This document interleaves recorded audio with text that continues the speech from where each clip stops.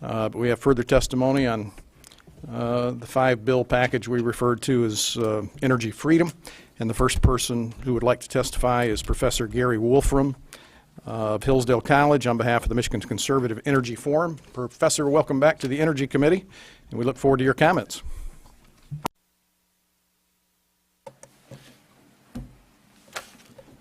Well, Mr. Chairman, members of the committee, thank you for having me back again. You know, I am programmed on Tuesdays and Thursdays to talk for an hour and 15 minutes, so Monday, Wednesday, Friday, it's only 50, but I try to move along. Actually, I'd just like to point out that you have in front of you a paper that I finished. It's called Open Access Power Generation, and I'm going to be speaking about that today a little bit. But first of all, just to notice that the bills that you have before you all have a similar feature to them, and that is they need to deal with the incentives of what you have when you have a regulated monopoly. When you have a regulated monopoly where the generator is also a distributor, then you have incentives that are created that, you know, as economists say, people respond to incentives. And the incentive is, why would I ever provide you access to customers if I'm also the generator? If you have, let's say, suppose you had all your food was going to be delivered, and there was a company, Acme Food Company, that owned the roads to your house, and they also sold food. Then why would they ever let somebody else use their road to sell you food? It wouldn't be in their best interest, right? So if you have a system where you have the generator and the distributor being the same person, then you have the incentives of the generator are to make it so that they're only one that you're going to buy energy from. So I think what these bills do is they try to provide access. If you sort of think through what the individual bills do, for example, 5861 allows for the creation of renewable energy gardens. But what you're really doing is you're saying, oh, if you create this renewable energy garden, then you can sell electricity. That you can either sell it to yourself, you have access to customers. 5862 allows individuals, if you have distributed generation, if you have a solar power unit on your house, then you can basically have access to the market. You can get your energy into the grid. 5863 deals with setting rates for certain things, right? I mean, because if you're going to allow access, well, then what are you going to have to charge people to have the access, et cetera? So you're attempting to set rates. 5864 is very similar to 5863, and then 5865, it allows for the creation of mini grids, basically allowing you, if you do a certain thing, you can sell electricity to a critical facility. So they all have a similar aspect to them, and that you're trying to deal with the system the way it is, and you're trying to deal with the fact that the incentives of the system are not to create a competitive market. So there are a few points I'd just like to make about when you have the structure the way you do. First of all, there's little incentive to reduce the cost of production. If the way you're going to regulate a utility, which is how most utilities are regulated throughout the country, is that you're going to be given a rate of return on your costs, then if you have something that I can explain to the Michigan Public Service Commission or the Ohio Public Service Commission or whatever it is, if I can explain to them, oh yeah, I need this $5 billion facility, then I'm going to get more rate of return than if I have a $500 million facility. So it may be that you'd still want to do it. Adam Smith in Wealth of Nations, he says, I don't rely upon the benevolence of the butcher, the baker, or the brewer for my dinner, but rather on their self-interest. He never says you won't find the benevolent butcher, right? You may have a utility that is going to try to do things in the most efficient fashion and are going to do things which are maybe for the good of everyone and not perhaps in their own personal self-interest, but systematically that does not going to work out for you. Systematically, what you'd like to have is the incentives of the system align themselves with how people behave. So a second thing is that there's very little incentive for me to reduce peak demand. And why is that? Because how big do I have to make a facility? I have to make a facility large enough to satisfy peak demand. And if it's my incentive to have a costly facility because I'm going to get a rate of return on it, then what will happen is I don't want to reduce peak demand. So I'm not going to have an incentive to say, well, gee, I'm going to charge you more if you use electricity when there's peak demand so that that will come down and you'll spread your usage out over time. And so I won't have to build as big a facility. I don't have that incentive to do that because I'm going to get paid for having more demand than if I have less demand. But I think that the most important aspect of this has to do with innovation. Why are we wealthier than the King of England in 1263? Well, we're wealthier than the King of England in 1263 because we have a lot more stuff and different stuff that they had. Innovation is what provides economic growth. Innovation is why we are, the poorest among us are wealthier than, as again, the King of England in 1263, where they had a feudal system. So you want the system to provide for incentives to innovate. You don't really have a lot of that right now because if I don't have access to customer, why would I think to innovate in, let's say, solar power, wind power, or whatever? If I can't get access to customers, I'm not going to have that incentive to innovate. Whereas if I have access to customers, then I will. I'll have this incentive. And so what we need to overcome is basically the structure of the system and try to move it more towards what competitive markets look like in most other facilities. In the article I discuss how we got to regulated monopolies. Why is it that this system looks the way it does? And it goes back to the late 19th century and the way that the alternating current basically outcompeted direct current, which led to large-scale operation, et cetera. Ben, you can read that in the paper.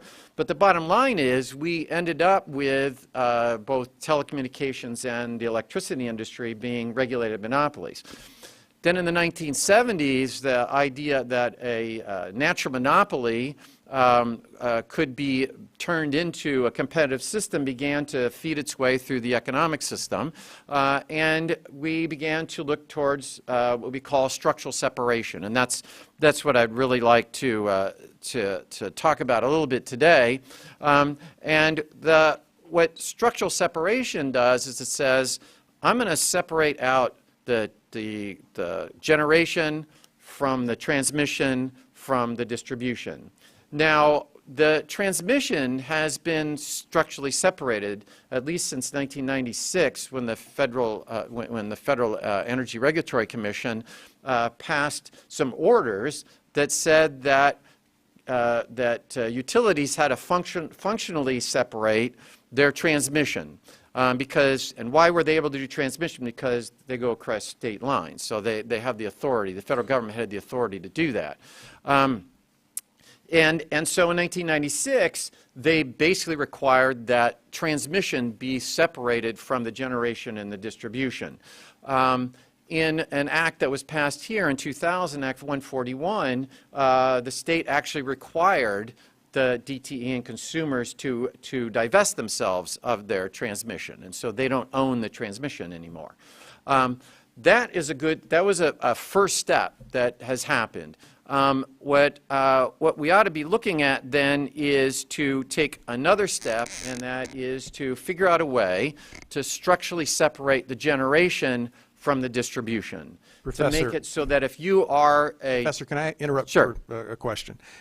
You were paying attention to this issue, or were you paying attention to this issue back in the 90s when FERC issued those orders. I was. I did some I'm just- analysis in. I'm just curious. At the time, did we have the sky is falling, the world will end if we have to divest ourselves of our transmission holdings? No. Nope. No. They went along willingly? No, it went very smoothly, actually. The divestiture of transmission went very smoothly. And can you explain why that there would be no opposition to divesting themselves of transmission, but might be to the separation you're suggesting? Well, I think that I think the conflict is really between generation and distribution. I think that's really the conflict. I mean, transmission was part of that. Why would I let you use my transmission lines?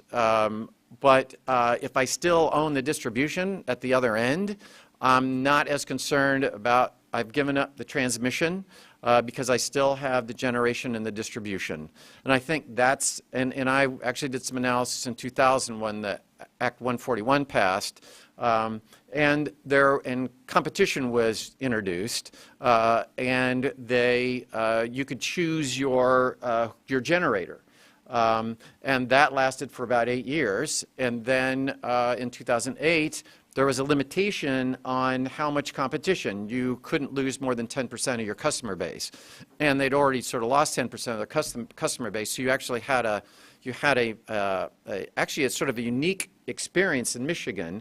In my paper, I talk about a Mackinac Center study that Ted Belema did, because Michigan has this experience of no competition, then a period of competition, and then no competition. And you can look at what happened with pricing during that scheme. And prior to competition, Michigan had electricity rates that were higher than both the national and regional averages. Then, once you introduced competition in those 8 years, it fell below the national and regional.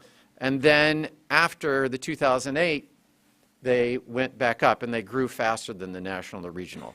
So you don't have a lot of other features that are going on. If you try and look at what happens to pricing in deregulated states versus regulated states, you have a lot of other things going on. For example, if Washington has all this hydroelectric power, and so even if it's a regulated state, it's going to have lower prices. But Michigan had a sort of unique experience where you could actually look at, okay, we're just changing the one thing and we'll see what happens. But I think the reason that from a political perspective, you didn't see a loud outcry with the transmission is, again, because I still generate and distribute. And that is, I think that is a key to getting towards market competition. In fact, it's very difficult to do market competition without structural separation, as you are seeing, because your bills, it's about providing access. And your bills are trying to find different ways of providing access for different reasons or different entities. If you had a distributor that was separate from a generator, that distributor wouldn't care who you were buying your electricity from, right? I mean, they're going to get paid for the distribution, whether Acme Generating Company or Wolfram Generating Company is selling the power, they're going to get paid. And if you're a generator, you don't care who's the distributor. You don't care if it's distributor A or distributor B. I'm just trying to get to the customers. And so I think that ought to, again, this isn't something that you guys are going to do in the next 2 months. This is something that is a long-term analysis. But it is a step forward that I'm suggesting that the committee begin to look towards how you can introduce competition into the system. And again, there's a number, as I point out in the paper, there are issues that have to be overcome. For example, stranded costs. If I were DTE, I say, well, gee, we were operating under this set of rules, and I built this nuclear power plant. That you changed the rules of the game. But in 2000, they securitized over $2 billion in stranded costs, and those were paid by customers, et cetera. So there are ways to deal with this. Professor, may I interrupt you again? And your paying attention to this goes back far earlier than any member of the committee. Were all the I know I'm old. Yeah, well, So, you've been paying attention longer to this particular issue. If I believe it's the case that the utilities have not built a new power plant in Michigan since 1985. they have not built nuclear, yes. They have not built power plants, yes. So was all of the securitization for all the infrastructure that existed prior to 2000 compensated for in 2000? Yes. Then what stranded costs remain? There are not stranded costs that remain from that 2000 Act. That And they is haven't correct. built anything new since then. That is correct, as far as I know. So is there anything to securitize? That's a good question. If I were DT or consumers, I would argue that, you know, even though I built this thing in 1975, still I built it under this schema. Now, how much stranded costs will be awarded would be up to the legislative body. And you may say, well, gee, we don't think that there are any stranded costs that we have to deal with. Or you may say, well, gee, we think there's $1.4 million or whatever. And then that's what happened in 2000, was basically the legislation determined what the stranded costs were going to be. I'm just saying that that's something that you are going to, that you'll probably have to deal with as you move your way through this legislation. But you're right, that securitization was all done and that was paid for. So if you were to reintroduce competition, you might say, well, gee, we already paid for that. But again, that's just one of the issues that you might have to deal with. It may be that distribution would have to remain a regulated monopoly. Because you might say, well, gee, maybe we don't want 50 distribution lines. In fact, it's interesting, you can look at pictures of New York City in the 1890s, and you'll see that there's any street has all sorts of lines going through it, both telephone and because you were using direct current. So you had small facilities that were sending to individual customers. Today, we just have one distribution. But if we have innovation, if you introduce competition and you separate it out, then who knows what it's going to look like 30 years from now. For example, I might ask the committee, how many of your children still have a landline? Right? If this were 1970, everybody'd say, oh, the only way I can get my telephone is for the landline to come in, but now you probably have in your pocket a telephone. In addition, I'd like to point out that when I got my PhD at Berkeley in 1970s, giving away how old I am, there was one computer for the entire campus, and it took up an entire room. You had to fill out punch cards. You had to punch cards to input the thing, and it cost millions and millions of dollars. And in your pocket, you probably have a computer known as a cell phone, which is a pretty cruddy phone, but you know it's a camera and a computer. It's more powerful than that computer that we had at Berkeley in the mid-1970s. Who knows what the technology is going to be 30 years from now.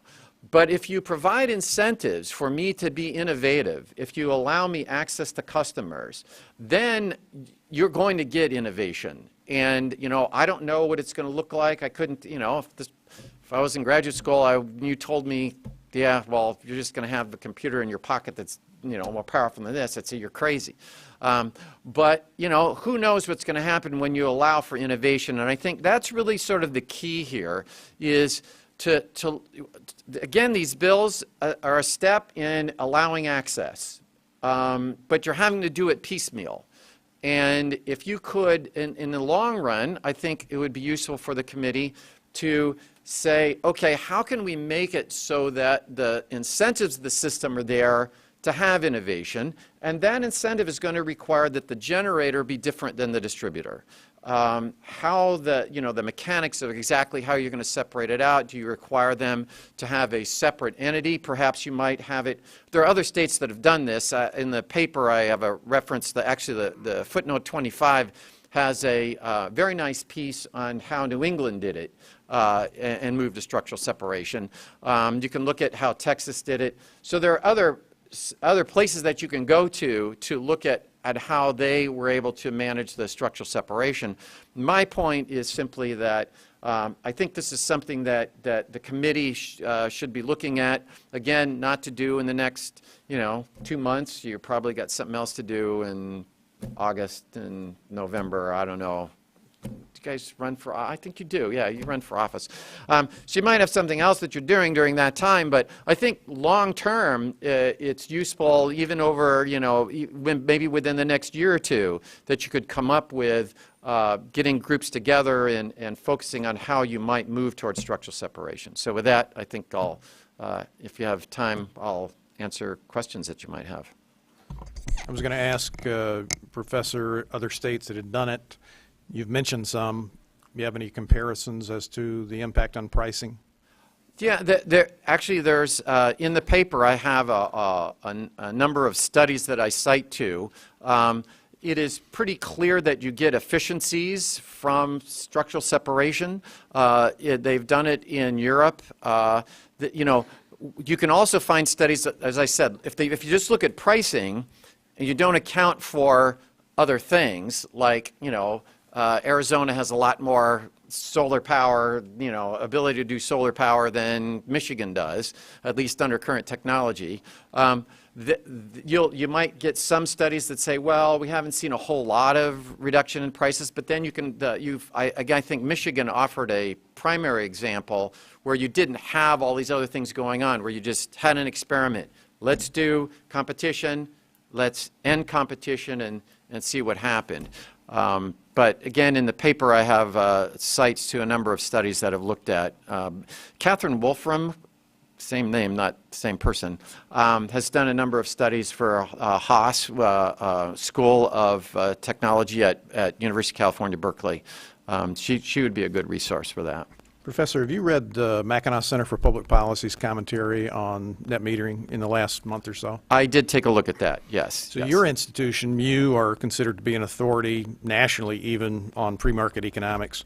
I'm going to ask you maybe to help break a tie.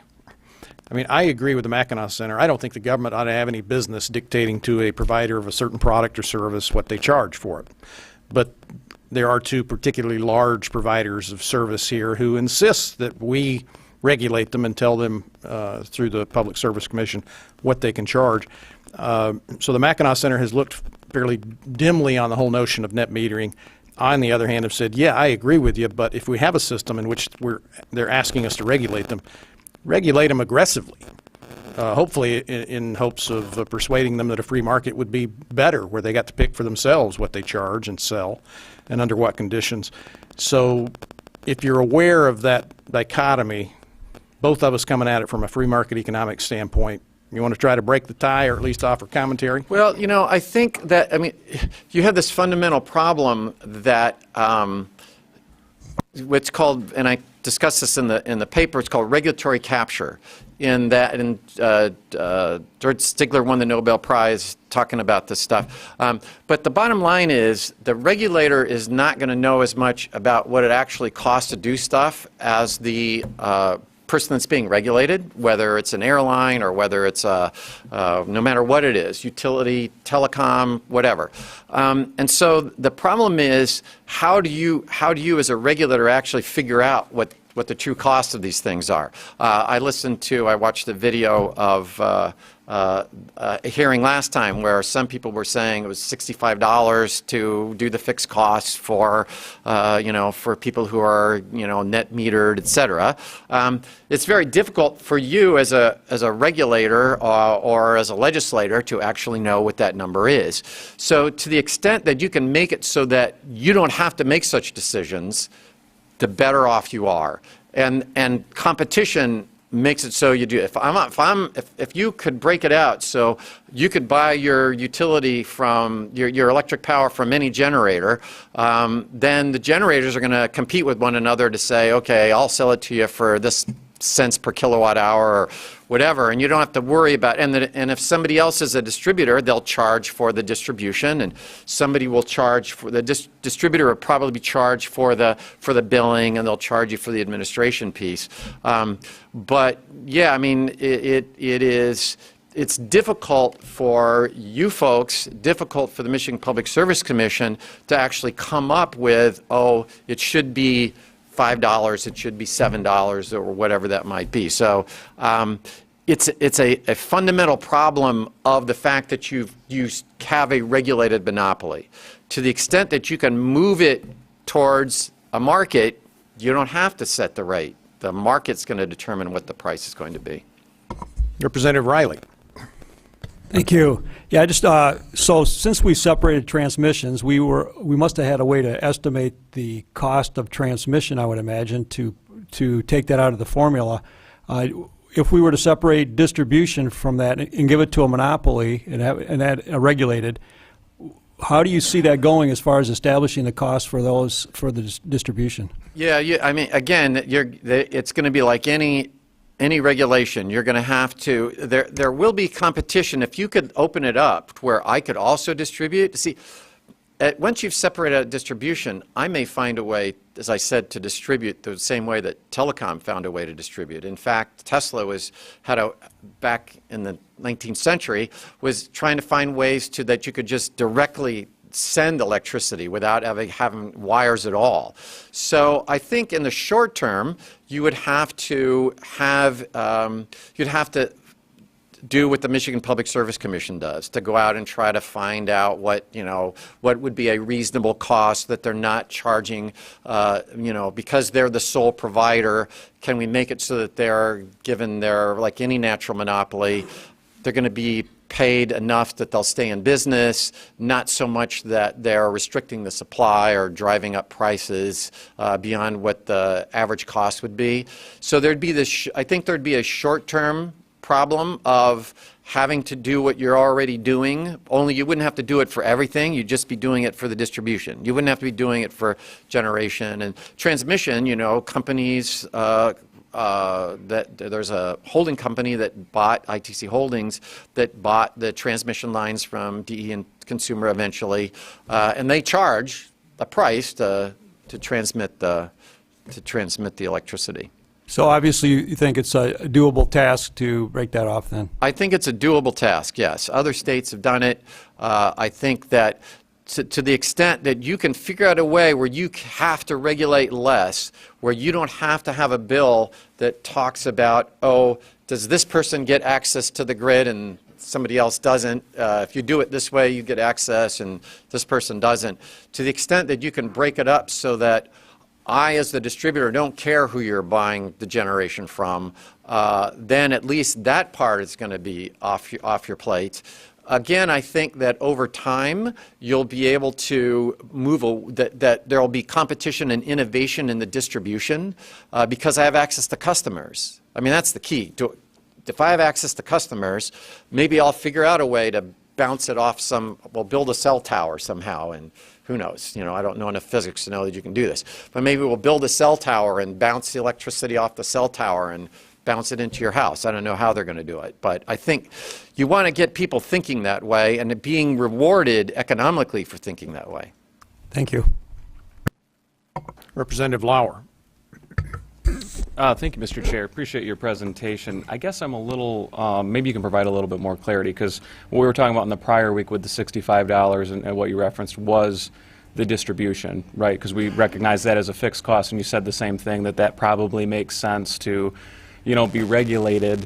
So I guess, but then you've also said there should be competition in that. Are you saying there's not an incentive for somebody to come up with a new system right now? Correct. Right now you have a whole set of statutes that have for a regulated monopoly.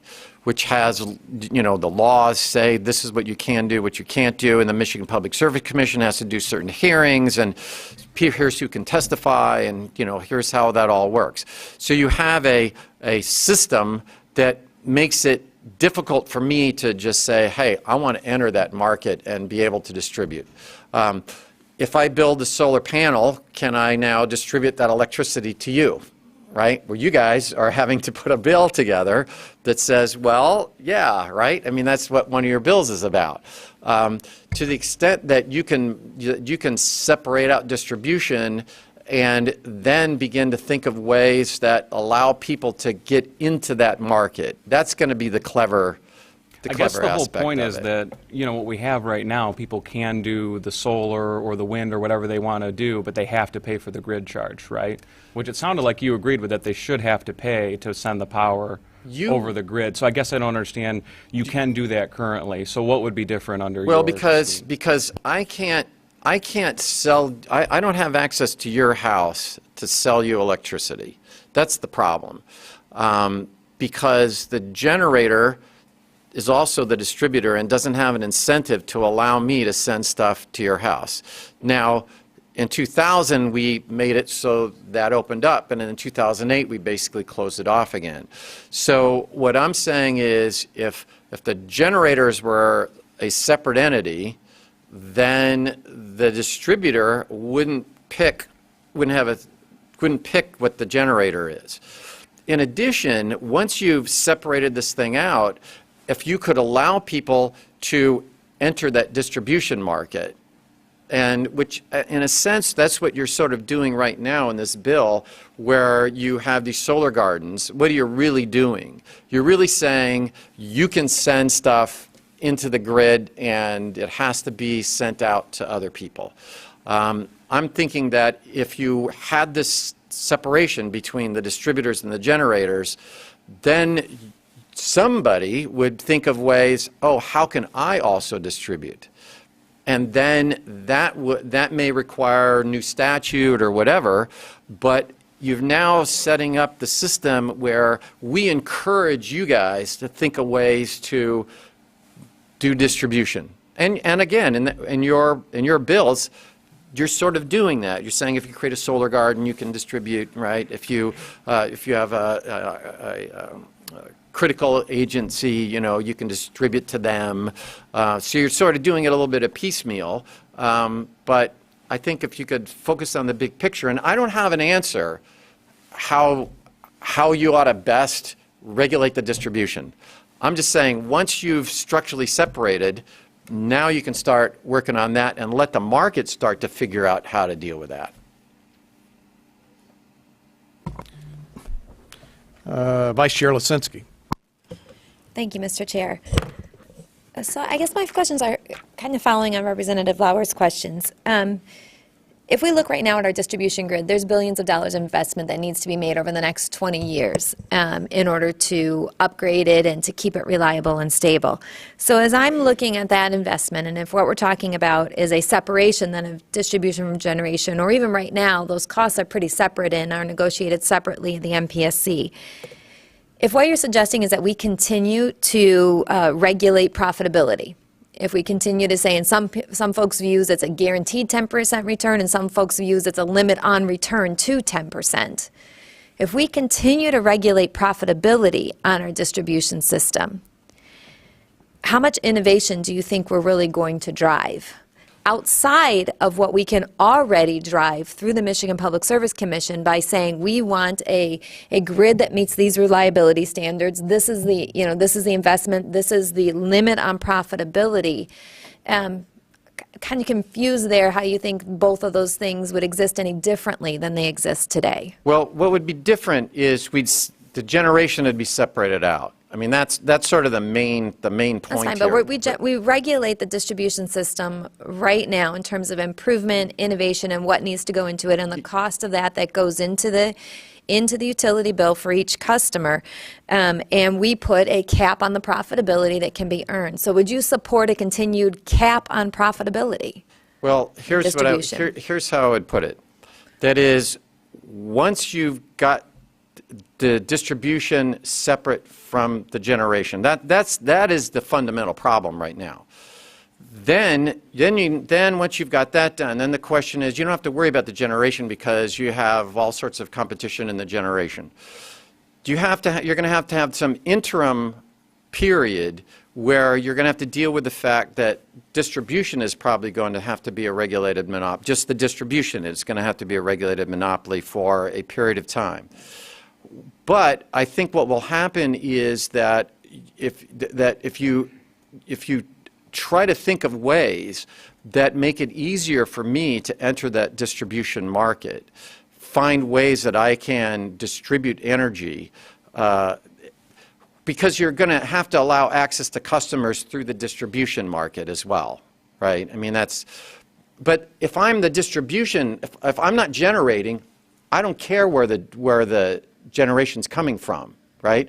If I'm the distributor, but I don't generate, everybody's going to have access to the customer through the distribution network. And I understand that And then you're part. just talking about the pricing on what the price of the distribution should be.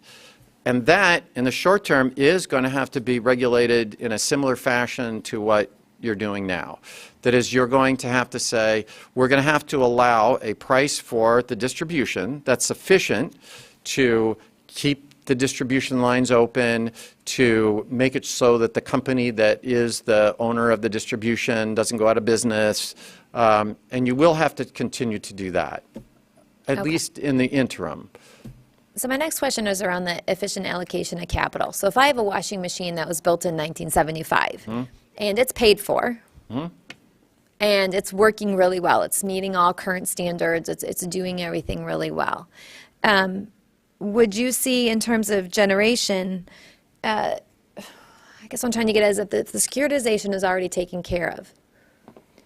Is it in the best interests of folks at a massive scale, not on a individual where I'm putting in the capital to do a net meter or a solar installation at my home, or I'm putting in the capital to do a solar garden?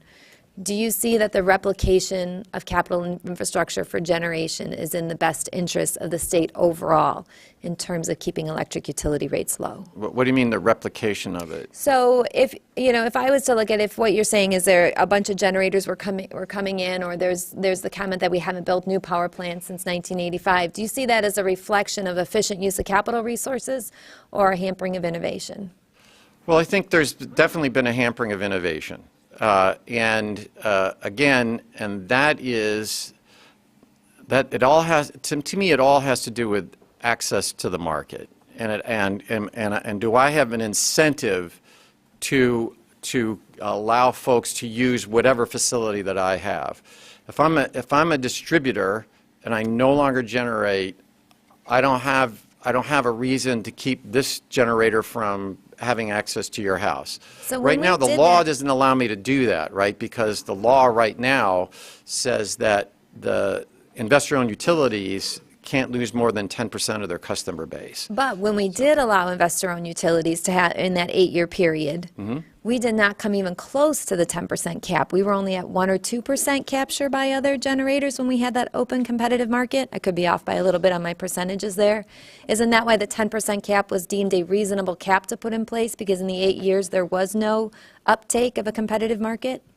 Did you, Mr. Chairman, did you want to? I believe in that 8-year period, it peaked at 18%, and at the time, closer to 2008, it had gone down based on gas prices to 2 or 3%, but based on pricing earlier, it had been as high as 18, is my understanding. That's my understanding That was as the well. whole point. The market was working. The It went up, market, it went down yes, based on prices. yes. But the utilities had to stay there with enough generation capacity to ensure that whether or not competitors wanted to come in at 18 or come in at 2, everybody was still getting their electricity every single day. And the argument was that if I'm, if I'm going to build a power plant, I need to be guaranteed a customer base. I mean, that was the argument that happened in 2008. What I would argue is that if you have a competitive system, there will be lots of generation that will be coming. I can buy power from other, DTE sells power in Ohio. so that you have wholesale markets, you have all sorts of ways. You didn't have any of these generators prior to the Federal Energy Regulatory Commission requiring transmission access, and once that started to happen, then you got these alternative electric suppliers and that. So you saw that market develop, and I guess what I'm suggesting is you might see a similar market develop on the distribution side, for all I know. Certainly not in the first year, but I think that once you've opened up your market, you're going to see innovation occurring. Certainly in the short run, you're going to have to say, oh, you're the only distributor, and so we're going to have to go through the MPSC or whatever to say, okay, this is a reasonable rate for this thing, and you're going to, again, there's going to be difficulties doing that, which are just embedded into a system of a regulated monopoly. The way to overcome that is to find a way to open it up so it doesn't need to be a regulated monopoly any longer. And I'm thinking that the distribution side is going to be the part that's going to be the hardest to accomplish. But I don't think that it's impossible to do that. In fact, I think you will have some innovations going on. Once you've opened up competition through structural separation, you'll have all sorts of innovation going on in the future. Well, thank you for your comments, and I would like to invite you to the hearings when we start discussing beaming electricity through the air. Thank you. I would not be surprised if that actually happened, to tell you the truth. Professor, quick question. Back in the electricity choice period of 8 years, were the major utilities still guaranteed the 10% profit? That I am not sure of. That's a good question. And I don't know. Yeah. Representative Griffin. It's hard to get a professor to say, I'm not sure of that, right? Thank you, Mr. Chair. Appreciate your being here, Dr. Wolfram. As a fellow educator, I certainly appreciate the robust discussion happening right now. I do question what we're off in the weeds a little bit, but I think I'm more comfortable there. So I have a series of questions, and I'm going to go to the 50,000-foot level with you right now, and that'll help guide the rest of my questions, if that's okay, with your permission, Mr. Chair. Thank you. So in a pure free market, I have a really hard time understanding, and I love the concept of innovation. Explain to me. I don't see how a true free market could work and still provide reliability and capacity to every single customer in Michigan. Can you comment on that for me, please? Yes, I mean, and that is an issue of reliability. When the transmission was separated out, there are regional organizations that were created, I believe it was Order 2000, Federal Energy Regulatory Commission, which is in charge of making sure that the grid is operational and that you don't have blackouts and that sort of thing. So you would have a reliability issue, but if you have, what's the incentive to not generate the electricity? I mean, I think that there would be, I don't see that as a problem if we allow for all sorts of folks to be able to produce electricity and generate it and send it through the system. I think that you do have a reliability issue that is overseen by the regional transmission organizations, and I'm not an expert on the mechanics of how they do that, but I do know that the ISOs and those are the organizations that oversee the reliability of the grid. And again, I'm not. Okay. I can't tell you how they manage to do that. Okay. Fair enough. So, next question.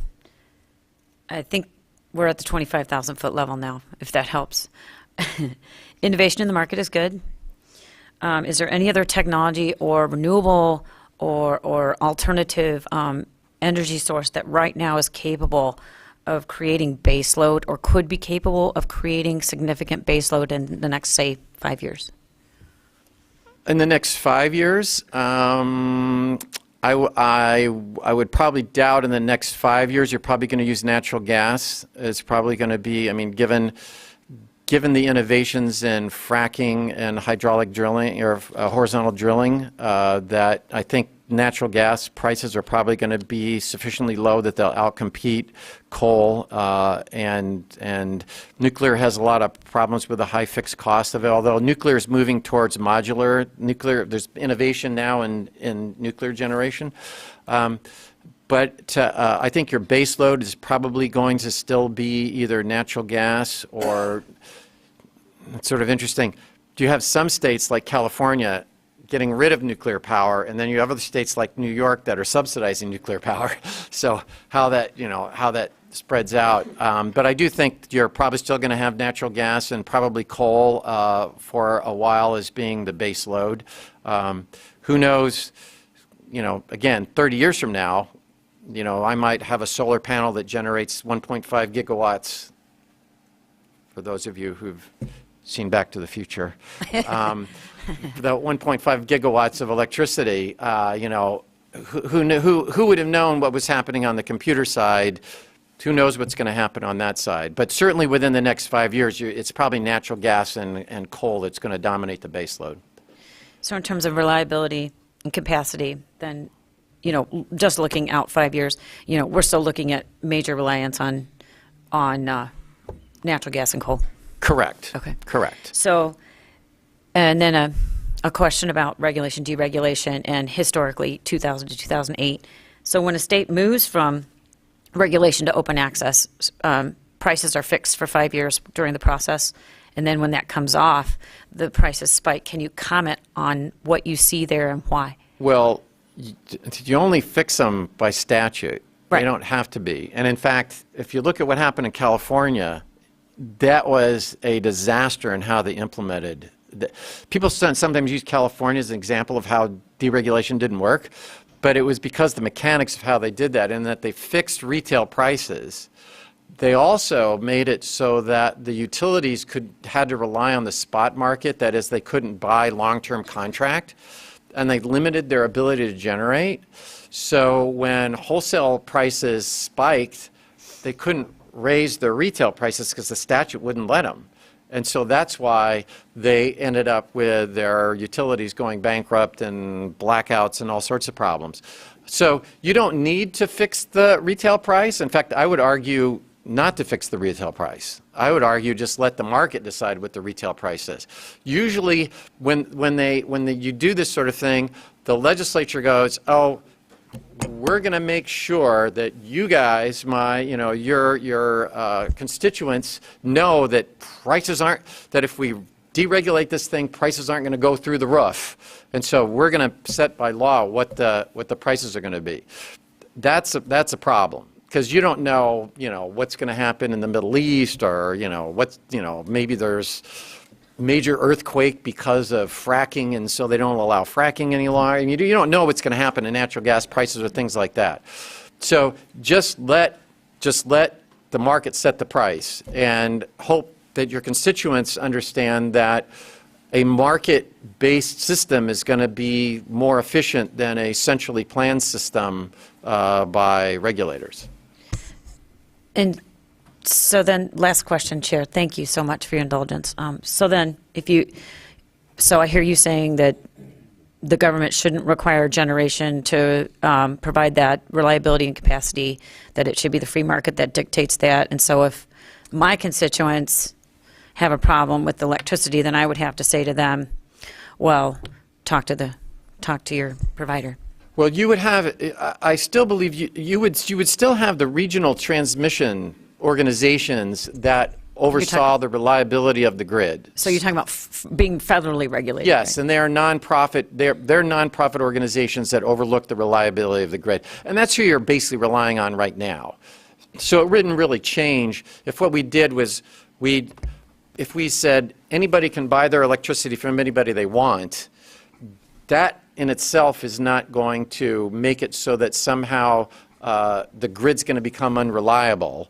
It will, in fact, I would argue you would have more reliability in that I'd have more access I'd have more incentive to innovate. And in Africa, there's 650 million people that are not on the grid at all, that are using solar power that are entirely off the grid. So maybe there'll be an incentive to find ways to produce power that are off grid. I mean, when Tesla bought the solar power company, I think that's a signal that Tesla thinks they're going to be able to come up with a battery that means that lots of people may be able to get off the grid. I mean, there's all sorts of physics involved, but again, who knows what it's going to look like 30 years from now. But I personally am not concerned about grid reliability from competition being less reliable than where you have regulated monopoly. Professor, you're referring to MISO is going to still be there and regulating the grid reliability. Yes. And we don't have to debate these kind of things in a vacuum. As I often say, it's as if they think we can't look as close as across the border to Toledo.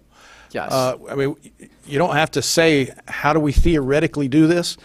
You look at Texas, somehow they maintain a reliable grid with an open retail access market. Ohio does the same. In fact, did you not do a prior study in which you found that in Ohio, which is an open market, prices are not only cheaper, but they have a more reliable grid than Michigan? That is correct. You read my earlier paper. That's great. I did indeed. That is correct. Yes, we don't. You don't have to invent things from scratch. You have other states that you can look to. As I pointed out in this paper, there's the study that was done for New England. You can look at what happened in Texas, Ohio. There's lots of ways. In fact, I think a person from Ohio actually came in and testified here and spoke about how things operate there. So there are sources for you to do this. You're not going to have to invent it out of whole cloth. And that former legislator and former chairman of the Ohio Public Service Commission said that in retrospect, the one thing he wished they'd done when they went to an open market is to segregate distribution and generation. What you're proposing. Yes. Representative Bellino. Thank you, Mr. Chair. Thank you for being here, sir. When you look at legislation passed in this building and across the street the last 60, 70 years, there's been very little love sent to the UP. People in southwest Michigan, people in southeast Michigan have shown little regard for the people of the UP. You know, you have 3 reps, 3.5 reps, whatever it is, 1 senator, dominated by people from the lower peninsula with the bills we pass. So I look at your chart on table 1, and it gives me the average price of kilowatt hours. But you're showing me the UP, which the 2 dominant providers in Michigan don't have any presence, I don't think, in the UP. I don't think there's an extension cord going under the bridge for the UP. It's in an island it's a peninsula by itself. It's got some power generation. It's got an extension cord coming from Wisconsin. So we have an average price of $11.05. What is the average price for kilowatt hours just for the lower peninsula? That I don't have. Nobody has that. Why doesn't anybody have that? Probably because it wouldn't be a good number to show us, would it? Well, that's conceivable, but I'm guessing that the EIA is it's probably more difficult for them to get those numbers than they want to deal with. But I think that the UP would gain from innovation. As I said, if you look at Sub-Saharan Africa, they just jumped over the grid. They found a way to do that. And if you could have competition where I could have access to customers in the UP, then I might figure out a way, okay, I can build a distribution, I can set up my distribution system in a whole new way. So I think they would gain significantly from the ability to access customers and to separate out the generators and the distributors. Well, someday I'd like to know the average cost for the Lower Peninsula. Because Mr. Dianda tells us it's double, triple what down here. Bo Lefebvre gives us some stats of some of the areas of how much it is. And we average that in with Lower Peninsula, and then we're the highest anywhere because we factor in an area that we have no control over. Yeah, I would, that might be interesting. Actually, I'm thinking the Mackinac Center might be somebody that might be willing to take a look into trying to separate those numbers out. Thank you.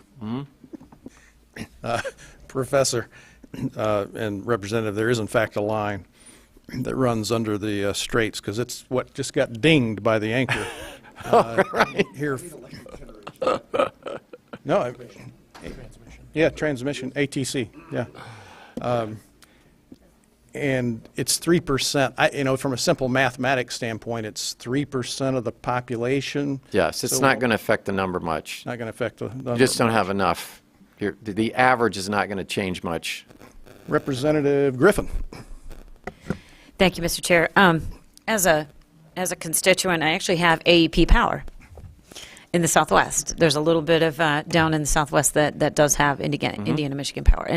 And since it came up again, I would just encourage, I would love to hear your comment on this as well, but I would love to have AEP in to comment on what's going on in Ohio, because I've done a little bit of research and have been speaking to a representative of them, and so I would argue, yes, they're doing some interesting things, but you know, they're not totally on board with a completely free market. I think there's a lot of complication and layers of gray there, and I would be interested in getting an update, because as you referenced, Dr. Wolfram, they did come in and speak maybe last fall, was it?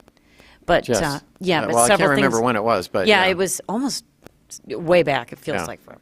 Right. But I would be interested in hearing an update from them, and because I do think it would be instructive to the committee to have them back, Mr. Chair, so I respectfully request maybe some time in the future. I think that would be a good idea. Yeah, I'd love to have him back. He was in the paper just in the last couple of days criticizing the Trump administration for its tariffs, because he's now executive director of the American Petroleum Institute. Oh, okay.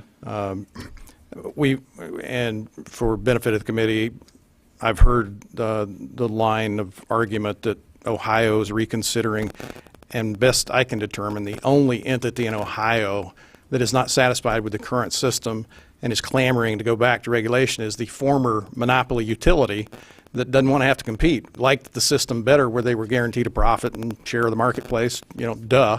But beyond that, everybody I talk to in Ohio says there's no way in the world they're ever going back. Texas is not going to ever go back. No. I mean, lower rates, more reliable system. Why would you want to go back from a consumer standpoint? That's all the question we've got for you, Professor. We appreciate your testimony. We've got Right. 3 other folks to come up.